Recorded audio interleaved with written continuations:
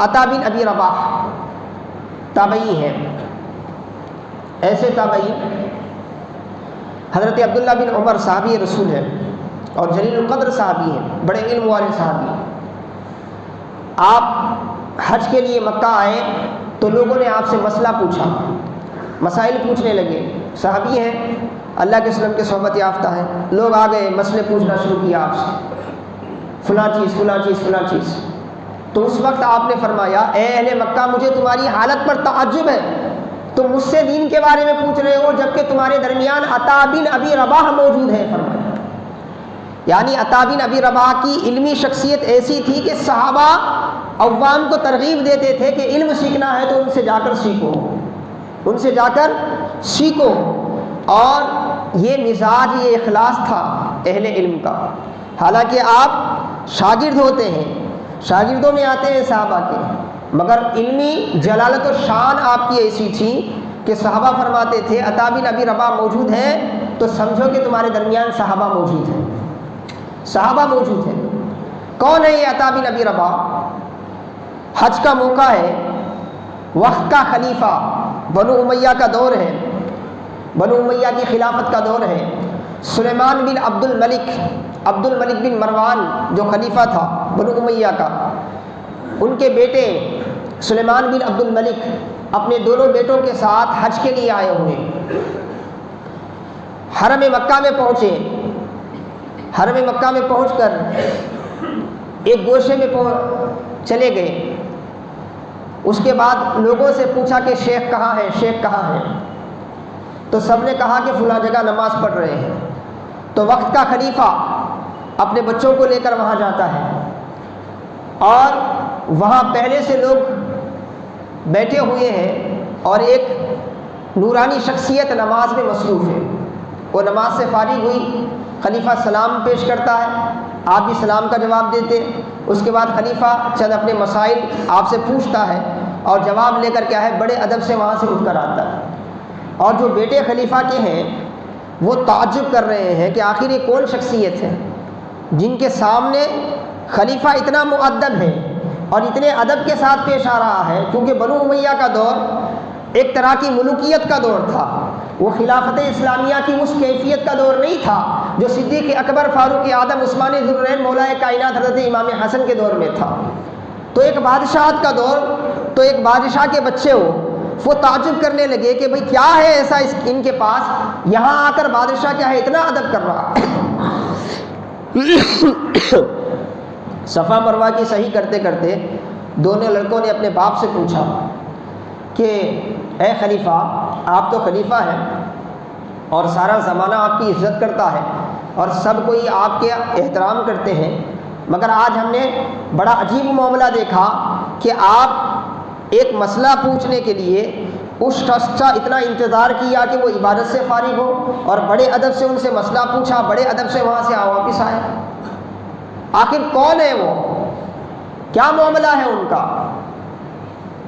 تو خلیفہ وقت سلیمان بن عبد الملک کہتا ہے تمہیں معلوم نہیں ہے وہ مفتی مکہ ہیں اور عطا بن ابی رباح ہیں.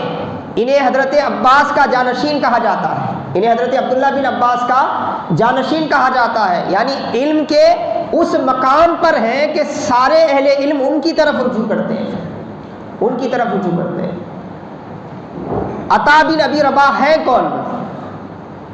آپ کی زندگی کا واقعہ جب کتب تاریخ میں دیکھا جاتا ہے، حافظ ابن حجر عسقلانی، علامہ ابن اسیر، امام ابن سعد وغیرہ کی کتابیں جو عربی میں ہیں، ان کتابوں میں جب آپ کے احوال پڑھے جاتے ہیں تو تعجب ہوتا ہے.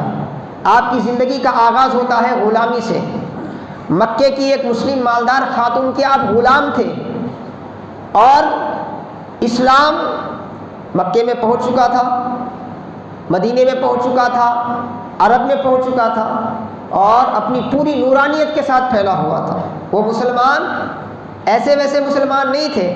ان کی اسلامی کیفیت یہ تھی کہ حضرت عطا بن ابی رباح غلامی کی زندگی میں ان پر اسلام کا ایسا اثر ہو چکا تھا کہ آپ غلام تھے، اور غلام کا مطلب یہ ہے کہ اپنا سارا وقت مالک کے لیے لگانا، اپنا سارا وقت اسلام بھی یہ کہتا ہے کہ وہ مالک کے مملوک کی طرح ہے، مالک کی خدمت کہتے رہنا۔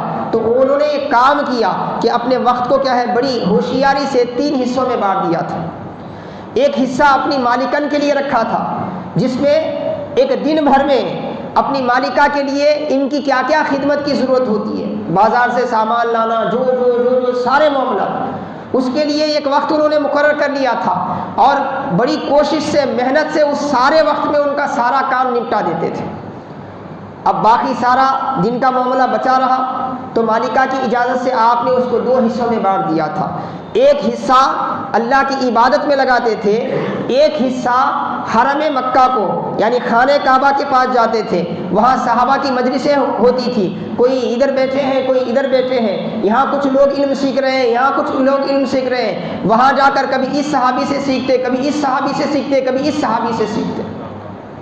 ساری زندگی ایسا ہی کرتے رہے، اور آپ کی اس کیفیت کا، دین سے آپ کے لگاؤ کا، دین سے آپ کی وابستگی کا ایسا اثر آپ کی سیدہ جو خاتون تھی، مالکہ جو تھی، ان پر ہوا کہ انہوں نے دیکھا کہ یہ غلام تو بڑا دیندار ہے، تو آپ کی اس کیفیت کو دیکھ کر انہوں نے اللہ کے لیے آپ کو آزاد کر دیا، اللہ کے لیے آزاد کر دیا۔ اور جب آزاد ہوئے تو کیا کیا، 20 سال تک حرم مکہ کو اپنی اعتکاف گاہ بنا لی، وہاں جا کر معتکف ہو گئے، مسجد ہی میں رہے، بلا کسی ضرورت کے مسجد کے باہر نہیں آتے تھے، اکثر وقت خانہ کعبہ میں گزرتا تھا، کبھی ان سے علم سیکھ رہے، کبھی ان سے علم سیکھ رہے، کبھی ان سے علم سیکھ رہے۔ 20 سال گزرے، تب جا کر آپ کا مقام یہ ہوا کہ وقت کے خلیفہ بھی کیا ہے آپ سے مسائل پوچھنے کے لیے بڑے ادب سے آتے تھے، بڑے ادب سے آتے تھے۔ تو میں بتانا یہ چاہتا ہوں کہ تابعین کا جو دور ہے، صحابہ کا جو دور ہے، وہ اتنا نورانی دور ہے کہ ہمیں اس کو پڑھنا ہے، بار بار پڑھنا ہے، بار بار اس کو دہرانا ہے، تاکہ ان کی ایمانی کیفیت کا کچھ نہ کچھ اثر کیا ہے ہماری مردہ دلوں میں کیا ہے پیدا ہو جائے۔